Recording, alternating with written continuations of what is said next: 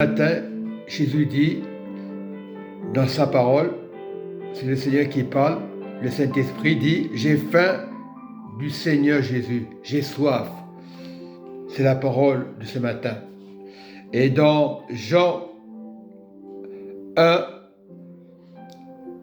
verset 26, Jean leur répondit, moi je baptise d'eau, mais au milieu de vous, il y a quelqu'un que vous ne connaissez pas, qui vient après moi.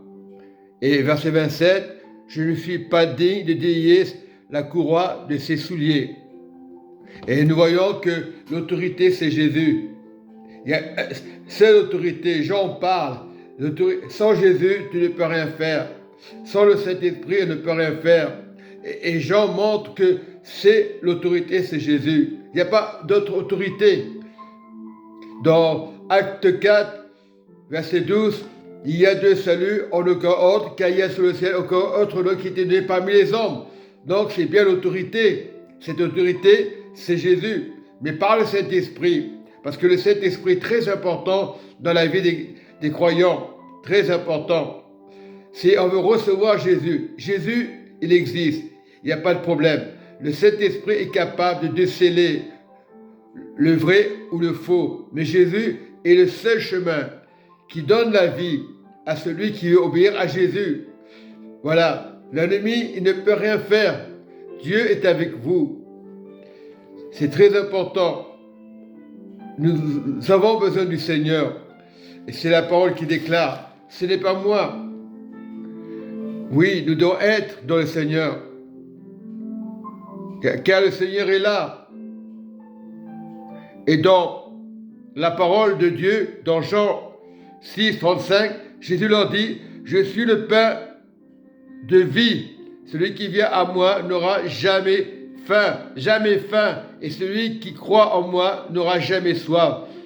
Mais je vous l'ai dit, vous m'avez vu et vous ne croyez point. Tous ceux que le Père me donne viendront de moi, donc viendront de Jésus. Et je ne mettrai pas dehors celui qui vient à moi, car je suis descendu du ciel pour faire non ma volonté, mais la volonté de celui qui m'a envoyé. Et notre volonté, c'est notre Père, qui est dans le ciel. Nous avons soif de Jésus. Oui, ardemment, nous devons aimer Jésus, car nous savons que Jésus nous aime, car Jésus ne peut pas nous tromper. Il est la parole vivante, l'eau de vie. Nous devons boire cette eau. Le Saint-Esprit dit, ne crains pas, crains Jésus, ne crains pas les hommes, crains le Saint-Esprit. Fais selon la volonté du Saint-Esprit. Beaucoup parlent du Saint-Esprit. La volonté, le Saint-Esprit vous amène à Jésus. Le chemin, la vérité, la vie. Le consolateur n'est pas là pour vous détruire. Le consolateur est là pour vous montrer les dangers quand ça ne va pas. Nous devons faire le bien pour recevoir le royaume de Jésus. Restons alignés avec Jésus. Jamais les choses en arrière, toujours en avant, car le Seigneur est là. Et dans Jean 8, verset 44, vous avez pour père le diable et vous voulez accomplir le désir de votre père. Il a été meurtrier dès le commencement et il ne se tient pas dans la vérité parce qu'il n'a pas de vérité en lui. Lorsqu'il préfère le mensonge, il parle de son propre fond, car il est menteur et le père de mensonges. Verset plus loin, 45. Voilà. Où j'ai lu le départ, c'était verset 44. Plus loin, verset 45. Et moi, parce que je dis la vérité, vous ne croyez pas. Qui de vous me convaincra du péché si je dis la vérité? Pourquoi ne me croyez-vous pas? celui qui est de Dieu, écoute la parole de Dieu. Vous n'écoutez pas parce que vous n'êtes pas avec Dieu. Et beaucoup de croyants ne croient pas. Si tu es avec Dieu, écoute Jésus. Il est le chemin, la vérité et la vie. Nous ne venons au Père que par lui. Et nous devons recevoir ce contact avec le Seigneur. Il est très important. Il y a beaucoup de religions aujourd'hui. Beaucoup de saboteurs aujourd'hui. De certains saboteurs. Soi-disant hommes de Dieu. Jésus n'est pas là pour vous saboter. Il est un chemin de vérité, d'amour. Et cette grâce, vous devez la garder. Il y aura des oppositions. Même entre frères et sœurs, nous avons des oppositions. Le diable ne sera jamais d'accord. Le diable, c'est un menteur. C'est un trafiqueur. Tout ce que dit le Seigneur Jésus. Venez à moi, vous tous. Soyez légers pour le Seigneur Jésus, dit le Saint-Esprit. N'écoutez pas la voix de l'enchantement. Il y a combien d'hommes de Dieu qui se disent pasteurs, prophètes, disciples. Mais parmi vous, il y aura des faux frères, des faux pasteurs. Il y en aura toujours. Mais celui qui persévérera jusqu'à la fin sera sauvé. Acte 2. Oui, nous dit plus loin, celui qui persévérera jusqu'à la fin sera sauvé.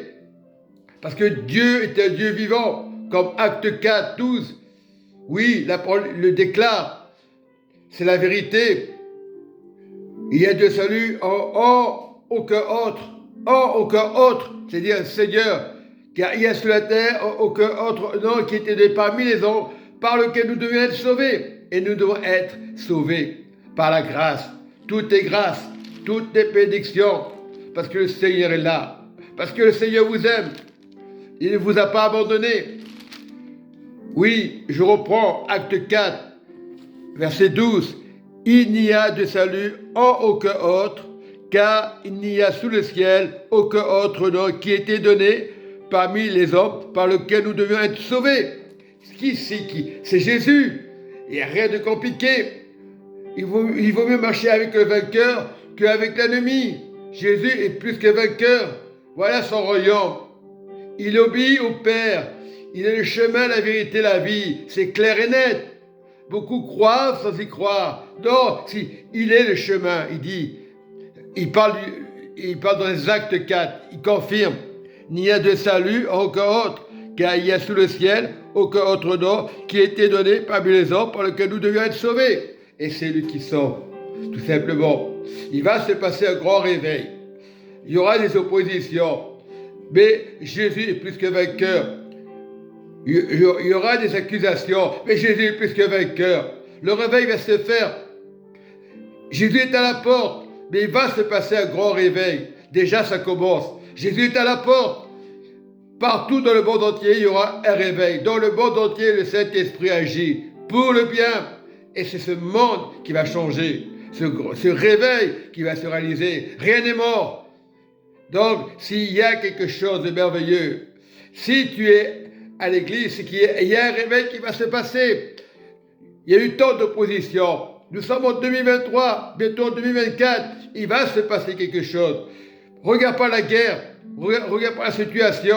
Regarde à ton bonheur. Oui.